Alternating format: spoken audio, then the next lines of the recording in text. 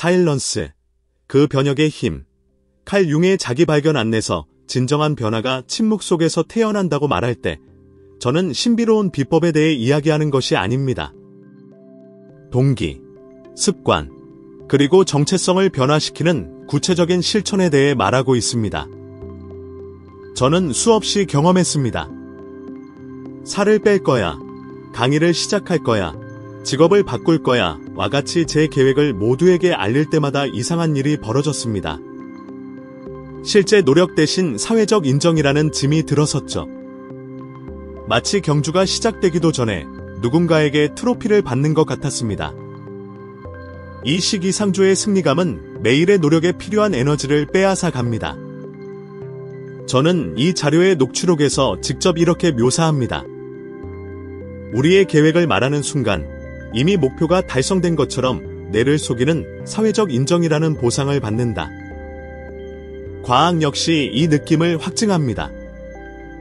연구자들은 공개된 의도, 즉 그들이 사회적 현실이라 부르는 것이 조용히 간직된 의도보다 행동으로 덜 강렬하게 이어진다는 것을 보여주었습니다.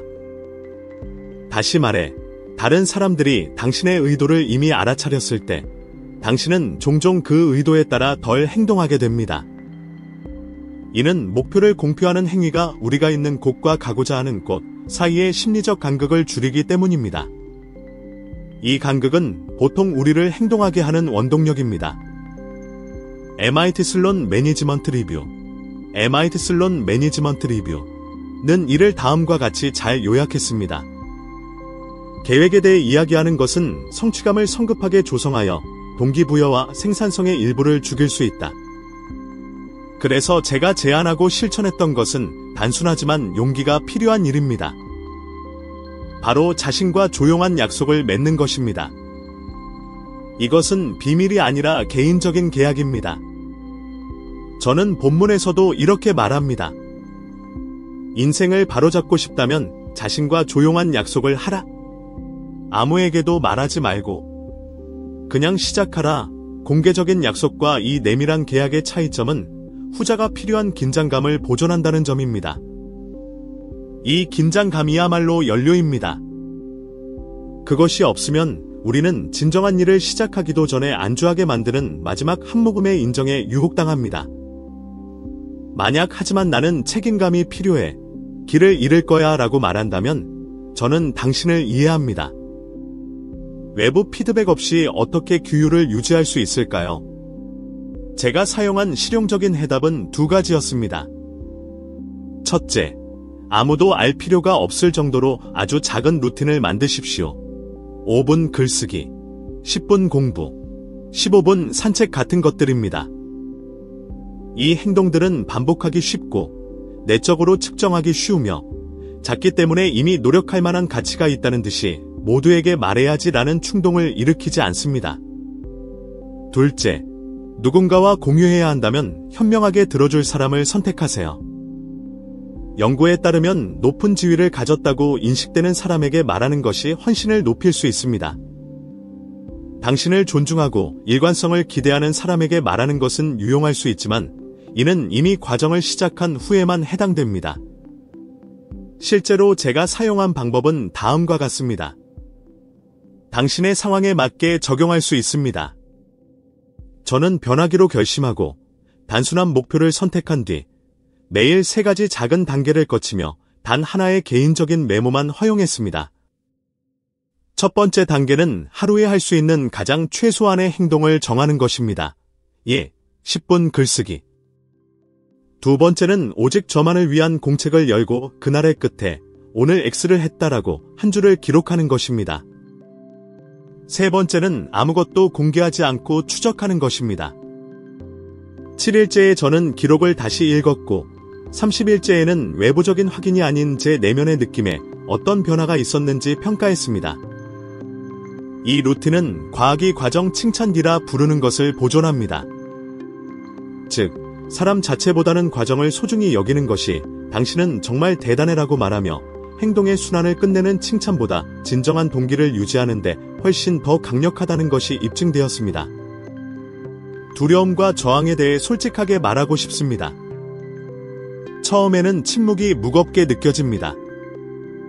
지지를 얻기 위해, 기대를 나누기 위해, 불안감을 해소하기 위해 말하고 싶은 충동을 느낍니다. 저 역시 그랬습니다. 처음 몇 주는 유혹으로 가득했습니다. 피드를 열고 오늘 시작했어라고 쓰는 것은 제가 마땅히 받아야 한다고 생각했던 박수를 빠르게 받는 방법처럼 보였습니다. 이것에 저항하는 것이 바로 이 훈련의 일부입니다. 제 경우 말하고 싶은 충동이 강해질수록 외부의 인정이 함정이 될 수 있음을 떠올렸습니다. 그러면 저는 심호흡을 하고 휴대폰을 닫은 뒤 저의 작은 약속을 이행했습니다. 이 단순한 행동, 즉 보여주지 않는 것이 저를 자유롭게 했습니다. 점차 다른 사람들에게 무언가를 증명하려는 충동은 저 자신과 일치하려는 더 조용한 욕망으로 대체되었습니다. 실제 이야기가 이론보다 더 와닿는다는 것을 알기에 제게 일어난 아주 구체적인 일을 말씀드리겠습니다. 한동안 저는 결코 지속되지 않는 발전들을 계속해서 공표하며 살았습니다. 그러다 어느 날 결심했습니다. 이제 그만. 더는 미루지 않을 거야 라고 선포하는 대신 저 자신과 명확한 규칙을 정했습니다. 매일 그 시간에 저는 방해받지 않고 25분 동안 일하기로 했습니다. 저는 아무에게도 말하지 않았습니다. 첫날에는 자부심을 느꼈고 알리고 싶은 유혹을 느꼈지만 저항했습니다. 5일째에는 자신을 정당화하려는 오래된 욕구가 너무 강하게 나타나서 신체적 불안감, 가슴의 압박감을 느꼈습니다.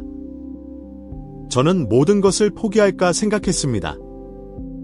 슬퍼졌고 어쩌면 제가 할 수 없을지도 모른다고 생각했습니다. 하지만 저는 계속했습니다. 10일째의 공책을 열었을 때 저는 10개의 작은 기록을 보았습니다. 제가 변하고 있다는 10가지의 조용한 증거였습니다. 바로 그 순간 저는 새로운 것을 느꼈습니다. 그 고통은 일종의 조용한 자부심으로 바뀌었고 그것은 좋아요에 의존하지 않는 에너지였습니다. 이 느낌은 저의 일하는 방식과 자존감을 은밀하지만 깊이 있게 변화시켰으며 시간이 지나면서 저의 일상과 관계에 진정한 변화를 가져왔습니다. 불꽃놀이는 없었지만 어떤 게시물보다 크게 말하는 일관성이 있었습니다. 이 경험은 자기 자신을 정복하는 것이 실제로 가장 어렵고 가장 해방적인 일이라는 것을 가르쳐 주었습니다. 이것이 단지 내성적인 이야기라고 생각하는 분들을 위해 구체적인 상황을 떠올려 보세요. 만약 당신이 신체 단련을 다시 시작하려는 부모라면 새로운 루틴을 공표하는 게시물을 만드는 대신 일주일에 3번 짧게 걷고 공책에 기록해 보세요. 만약 직업을 바꾸고 싶다면 매일 1시간을 따로 내어 공부하고 모든 진전을 소셜미디어 콘텐츠로 바꾸지 마세요. 그것을 진정한 역량으로 바꾸세요. 관계 개선을 위해 애쓰고 있다면 매일 아무에게도 말하지 않고 진정한 제스처를 실천해 보세요. 진정으로 경청하거나 진심 어린 사과를 하거나 차분하게 경계를 설정하는 것과 같습니다. 간직하고 반복되는 작은 행동들은 축적적인 힘을 가지고 있습니다. 마지막으로 제가 직접 사용했던 실용적인 도전을 제안합니다. 30일 동안 한 가지 목표를 정하고 조용히 유지하세요. 3가지를 실천하세요. A. 매일 할 수 있는 가장 작은 행동을 정하십시오. B. 개인 공책에 하루에 한 줄만 기록하십시오. C.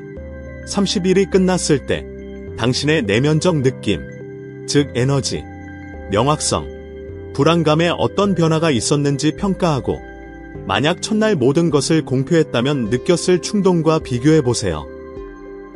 저는 그 차이가 명확할 것임을 보장합니다.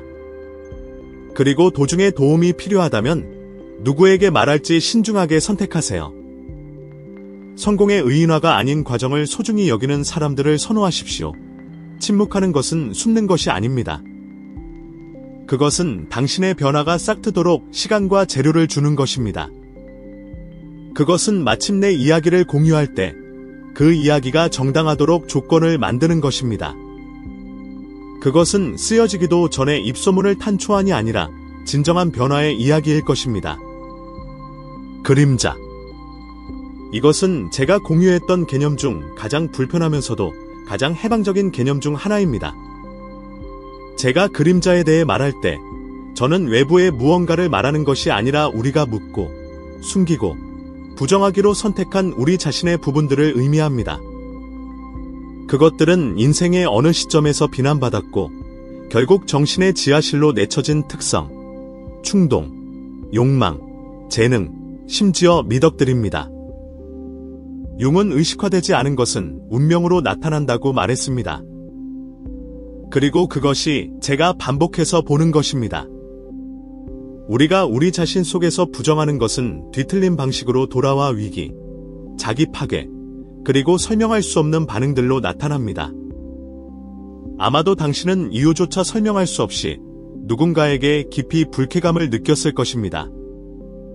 그 거만한 동료, 게으른 이웃, 과장된 친구, 흥미로운 점은 융에 따르면 다른 사람에게서 우리를 가장 짜증나게 하는 것은 바로 우리가 우리 자신 안에서 받아들이지 않는 것을 반영한다는 것입니다. 제가 거만하다고 생각하는 누군가를 경멸한다면 아마도 그것은 제가 저 자신의 위대함을 인정하는 것을 허용하지 않았기 때문일 것입니다.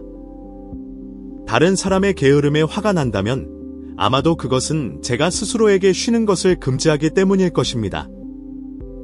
이것을 인정하는 것은 쉽지 않지만 우리가 그렇게 할 때 무언가가 바뀝니다. 짜증은 힘을 잃고 예상치 못한 연민이 그 자리를 차지합니다. 저 또한 고통스럽게 이것을 경험했습니다.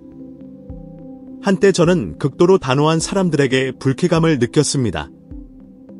저는 그들을 공격적이고 불편하며 심지어 무례하다고 생각했습니다. 제가 깨닫지 못했던 것은 마음속 깊은 곳에서 제가 더 단호해지고 경계를 설정하고 필요할 때 다녀오라고 말하고 싶어 죽을 지경이었다는 것입니다. 그러나 저는 착하다는 것이 이해심 있고 순종적이라는 것을 어릴 적부터 배웠기 때문에 저의 자연스러운 단호함을 그림자 속에 숨겼습니다. 그 결과 누군가가 직설적일 때마다 그것은 칼처럼 저를 아프게 했습니다. 제가 이 단호함 역시 제 안에 존재한다는 것을 인정하고 그것을 건강한 방식으로 빛으로 드러내야 한다는 것을 깨달았을 때 비로소 자유를 느끼기 시작했습니다. 저는 차분하고 명확하게 아니오라고 말했던 첫 순간을 기억합니다.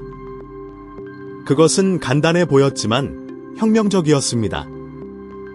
저는 두려움과 안도감이 뒤섞인 감정을 느꼈습니다. 받아들여지지 않을까 하는 두려움, 하지만 마침내 저 자신에게 정직해졌다는 안도감이었습니다. 그리고 놀랍게도 상대방은 저를 거부하는 대신 더욱 존중해 주었습니다. 이 경험은 그림자가 적이 아니라는 것을 보여주었습니다. 그것은 사용되지 않은 힘들의 저장소입니다. 지금 이 순간 저의 말을 듣고 있는 당신에게 묻습니다. 나는 그런 종류의 사람이 아니야 와 같은 문장으로 자신을 몇 번이나 정의했습니까? 정말 그렇습니까? 아니면 그저 그 부분을 그림자 속에 가두어 둔 것입니까? 항상 모범생이라고 생각했던 사람은 그 안에 해방적인 자발성을 지니고 있을 수 있습니다. 항상 자신을 반항하라고 여겼던 사람은 감히 탐험하지 못한 잠재된 규율을 품고 있을 수 있습니다. 그리고 오직 이성으로만 사는 사람은 귀중한 직관을 무시하고 있을 수 있습니다. 당신이 스스로에게 숨기고 있다고 생각하는 것은 무엇입니까? 우리가 이러한 부분들을 들여다보지 않을 때 우리는 이해할 수 없는 방식으로 행동하게 만드는 내적 긴장을 만들어냅니다. 반복되는 실패의 패턴들이 여기서 비롯됩니다. 항상 같은 방식으로 끝나는 관계, 깨어진 약속, 방해된 목표들. 마치 무시당한 무의식이 인식될 때까지 점점 더 강하게 문을 두드리는 것과 같습니다. 유명하고 고통스러운 예시는 로빈 윌리엄스의 경우입니다. 수백만 명에게 존경받는 코미디의 천재였지만 그가 유지했던 대중적 이미지와 화해할 수 없었던 내면의 고통에 질식하며 살았습니다.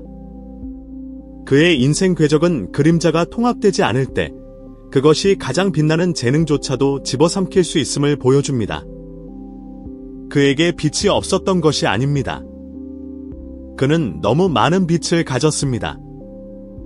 그러나 자신의 어둠을 받아들이지 않고서는 그 빛을 혼자 감당하기에는 너무 무거웠습니다. 이제 그 반대를 생각해 보세요. 얼마나 많은 사람들이 자신의 공격성을 아이디어를 방어하는 용기로, 자신의 허영심을 건강한 자기관리로, 자신의 슬픔을 예술적 감수성으로 변화시켰습니까? 융이 말했듯이 그림자는 금을 품고 있습니다. 우리가 이러한 부분들을 통합할 때 우리는 우리 자신과 싸우는 데 에너지를 낭비하는 것을 멈추고 창조, 존재, 진정성에 그것을 쏟아붓게 됩니다. 과학은 이 점을 강화합니다. 심리학 연구에 따르면 감정 억제는 정신적, 신체적 에너지를 소모하며 우울증, 불안, 심지어 심혈관 질환의 위험을 증가시킵니다.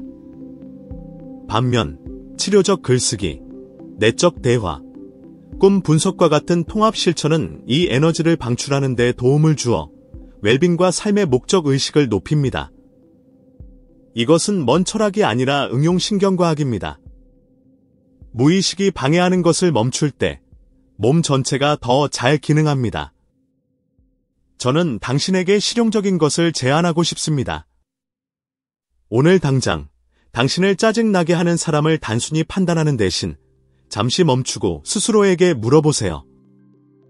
이 사람의 무엇이 정확히 나를 그렇게 짜증나게 하는가? 내 안에 숨겨져 있더라도 비슷한 특성이 어디에 존재하는가? 이것을 공책에 기록하십시오. 자신을 벌하기 위해서가 아니라 탐구하기 위해서입니다. 이 발견을 희귀한 현상을 분석하는 호기심 많은 과학자처럼 다루십시오.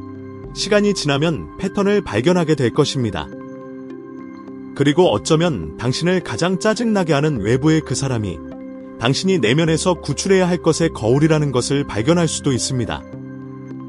이것은 편안한 길이 아닙니다. 우리가 거부하는 것 역시 우리 자신이라는 것을 인정하는 것은 용기를 필요로 합니다. 그러나 그 보상은 엄청납니다. 더 많은 에너지, 더 많은 진정성, 더 많은 자유입니다. 왜냐하면 결국 우리 자신 중에서 아름다운 부분만을 통합함으로써 온전해지는 것이 아니라 우리가 숨긴 것들까지 포용함으로써 온전해지기 때문입니다. 그리고 우리가 우리 자신의 그림자와 싸우는 것을 멈출 때 비로소 우리는 마침내 우리 자신과 평화롭게 걸을 수 있습니다. 얼마나 자주 큰 성공을 눈앞에 두고 있었는데 갑자기 땅이 꺼지는 것처럼 느꼈습니까?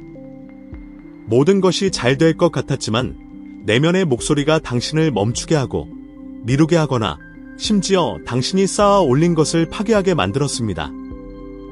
이것이 바로 자기 파괴입니다. 그리고 가장 혼란스러운 것은 많은 경우 그것이 불운이나 능력 부족 때문이 아니라 우리 안에 조용히 같은 자리에 머물기를 선호하는 무언가가 존재하기 때문이라는 것을 깨닫는 것입니다. 융은 이것을 분명히 깨달았습니다. 우리가 우리 자신의 일부를 억누르거나 특정 감정이 존재하지 않는 척할 때 무의식은 자신을 표현하는 창의적인 방법을 찾아냅니다.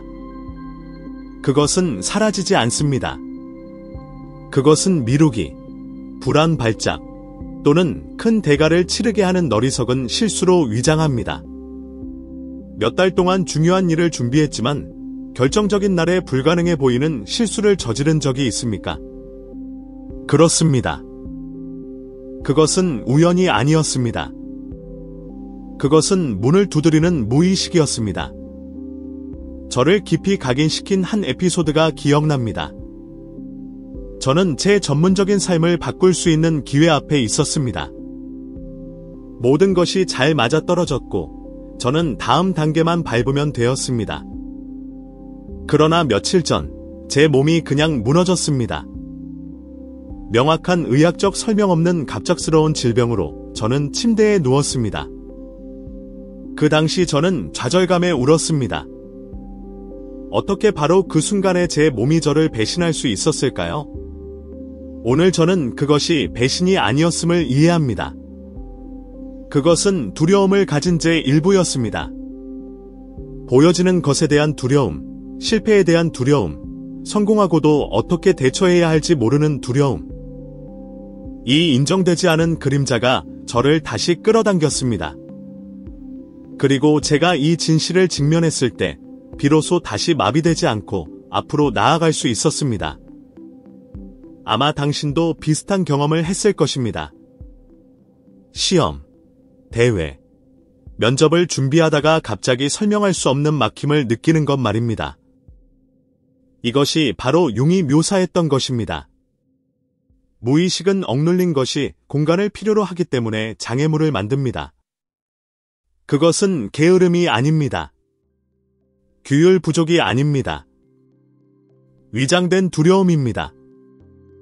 노출되는 것에 대한 두려움, 실패에 대한 두려움, 자격이 없다는 두려움입니다. 마이크 타이슨의 경우를 보세요. 논쟁의 여지가 없는 재능을 가진 역사상 가장 위대한 복서 중 한 명이었습니다. 전성기에는 그가 무적처럼 보였습니다.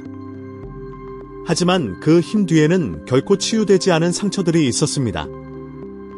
그리고 자신의 그림자를 통합하는 대신 그는 그것에 의해 잠식당했습니다. 그 결과는 세계적 규모의 자기 파괴였습니다. 그는 수천만 달러의 재산을 잃었고 신뢰를 잃었으며 그가 가진 가장 소중한 것의 일부를 잃었습니다. 그것은 기술 부족이 아니었습니다.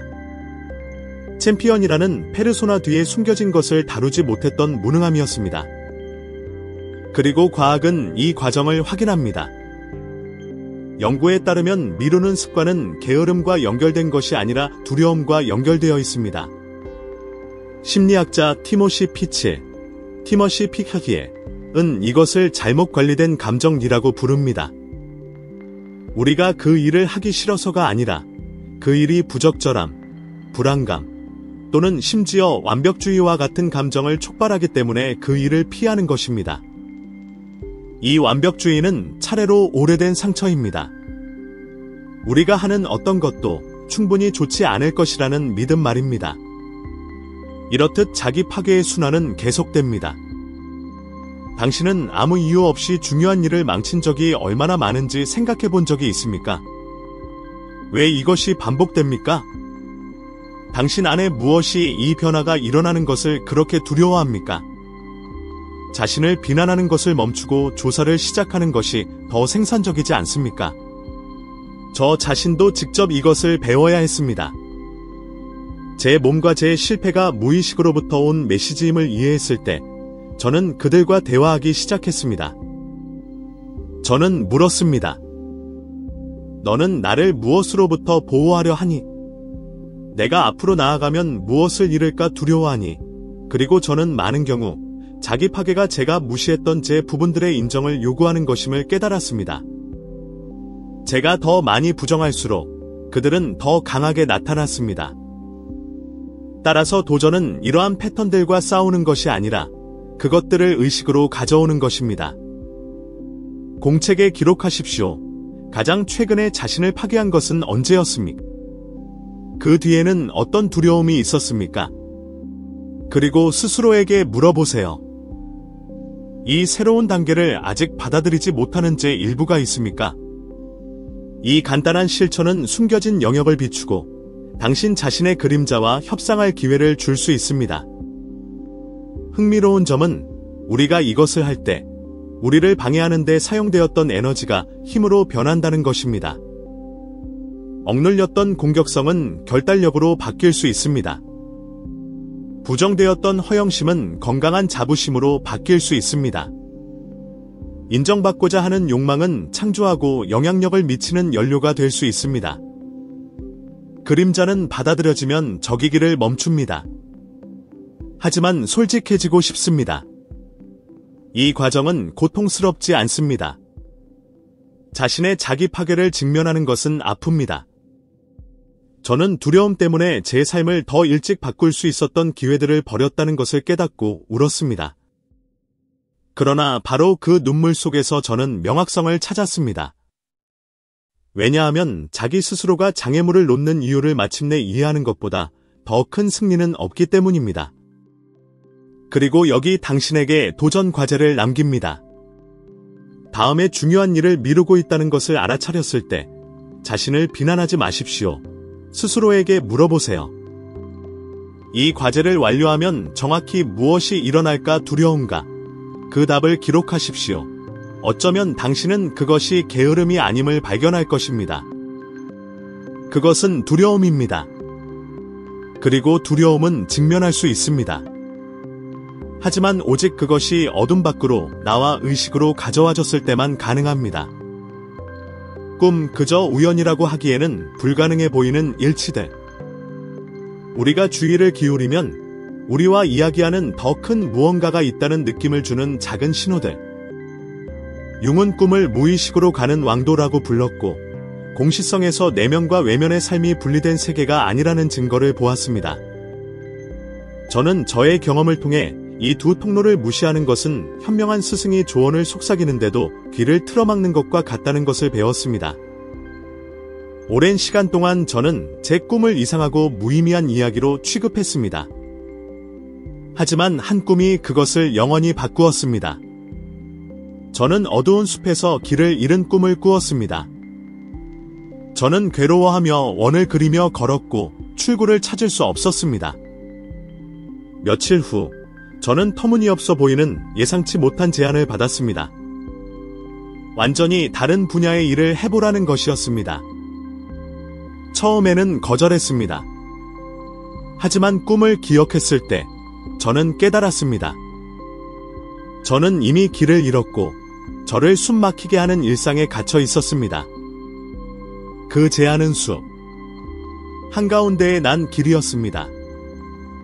저는 그것을 받아들였고 그것은 제 인생의 분기점이 되었습니다.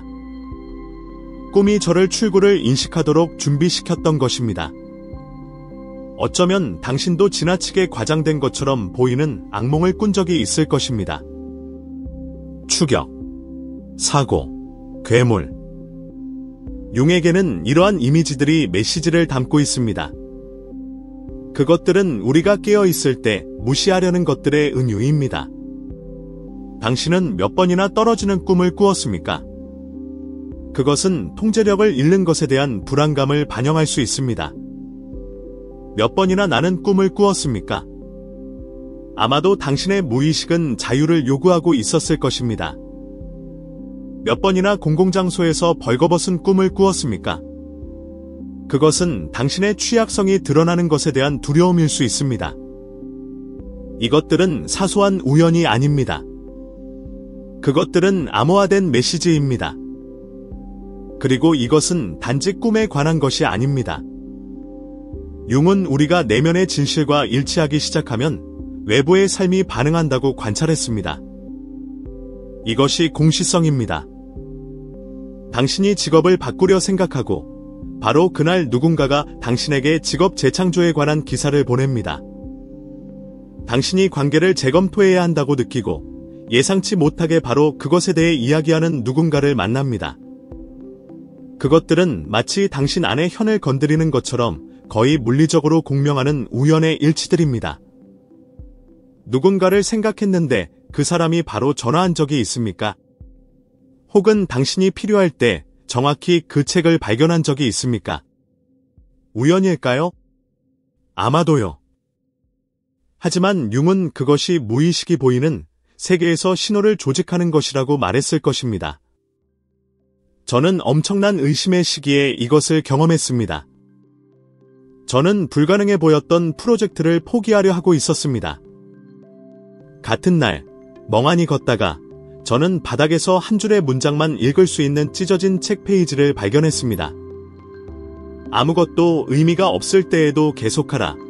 그것은 어리석게 보일 수 있지만 그 문장은 제가 일주일을 더 버티기에 충분했습니다. 그리고 그 주에 제가 기다리던 기회가 도착했습니다. 그것은 마법이 아니었습니다. 그것은 공시성이었습니다. 오늘날 과학은 이 현상의 일부를 확인합니다. 연구에 따르면 꿈을 기록하는 것은 우리의 감정적 인식을 높이고 의사결정을 개선합니다. 선택적 주의에 대한 연구는 우리가 한 주제에 집중할 때 그것과 관련된 더 많은 우연의 일치를 인식한다는 것을 보여줍니다. 그러나 그 이상이 있습니다. 많은 사람들은 내면의 변화에 전념할 때 이러한 우연의 일치의 빈도가 증가한다고 보고합니다. 이것은 미신이 아닙니다. 이것은 일치입니다. 우리는 이 모든 것을 가지고 무엇을 할 수 있을까요? 첫째, 꿈을 기록하는 습관을 만드십시오. 침대 옆에 공책을 두십시오. 깨어날 때 조각이라도 기억나는 것을 적으십시오. 점차적으로 패턴이 나타날 것입니다. 당신은 특정 상징들이 중요한 일에 직면할 때마다 항상 나타난다는 것을 발견할 수 있습니다. 둘째, 당신의 주의를 끄는 우연의 일치들을 기록하십시오. 한 달 후에 다시 읽어보세요. 그것들이 당신의 삶과 일종의 대화를 형성하고 있다는 것을 깨닫게 될 것입니다. 그리고 여기에서 저는 하나의 실천을 제안하고 싶습니다. 앞으로 7일 동안 잠들기 전에 스스로에게 명확한 질문을 하십시오. 당신을 짓누르는 무언가, 예를 들어 이 일을 계속해야 할까? 또는 지금 당장 어떤 단계를 밟아야 할까? 와 같은 질문을 하십시오. 질문을 기록하고 깨어날 때 떠오르는 어떤 꿈이라도 기록하십시오. 그런 다음 낮 동안 나타나는 것들, 예를 들어 음악, 문장, 만남 등을 관찰하십시오. 어떤 연결이 있는지 보십시오. 당신은 그 답의 명확성에 놀랄지도 모릅니다. 물론 의심하는 사람들도 있습니다. 이게 다 상상력 아닌가요? 하지만 저는 묻습니다. 당신의 의식적인 마음이 처리할 수 없는 답들을 바로 그 상상력이 담고 있다면 어떨까요? 그리고 이러한 신호들을 무시함으로써 당신이 가진 가장 내밀한 나침반을 버리는 것이라면 어떨까요? 저는 꿈과 공시성이 우리를 위해 삶을 해결해주지 않는다는 것을 배웠습니다. 그것들은 노력이나 우리의 책임을 대체하지 않습니다. 하지만 그것들은 어두운 길에서 손전등처럼 작용합니다. 그것들은 전체 여정을 보여주지는 않지만 다음 단계를 비춥니다. 그리고 때로는 그것이 계속 나아가기 위해 필요한 전부입니다. 제가 제 삶에서 이 차원을 받아들였을 때 무언가가 변했습니다. 저는 더 이상 혼자 걷고 있지 않다는 느낌을 받기 시작했습니다. 더 깊은 지성이 저와 함께하고 있다는 것을 말입니다. 그것은 마법이 아니라 내면과 외부 사이의 끊임없는 대화와 같았습니다. 그리고 바로 이 대화 속에서 우리는 덜 불안하고 더 연결되며 더 온전한 새로운 삶의 방식을 발견합니다. 여기서 당신이 가져가야 할 단 한 가지 요점이 있다면 바로 이것입니다. 진정한 변화는 박수도, 관객도, 발표도 필요로 하지 않습니다. 그것은 아무도 볼 수 없는 내밀한 곳, 침묵 속에서 일어납니다.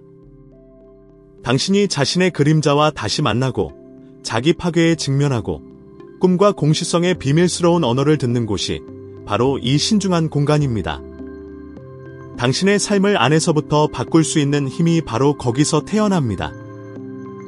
그리고 여기까지 저와 함께 해주셨으니 저는 당신을 이 여정을 계속하도록 초대하고 싶습니다. 지금 화면에 나타나는 다음 영상이 이 계단의 다음 단계입니다. 오늘 당신이 침묵 속에서 변화를 시작하는 법을 이해했다면 거기서 당신은 더 깊이 들어가 지혜의 진화를 한 단계 더 높여 지금보다 최소한 1% 더 나은 자신이 될 것입니다.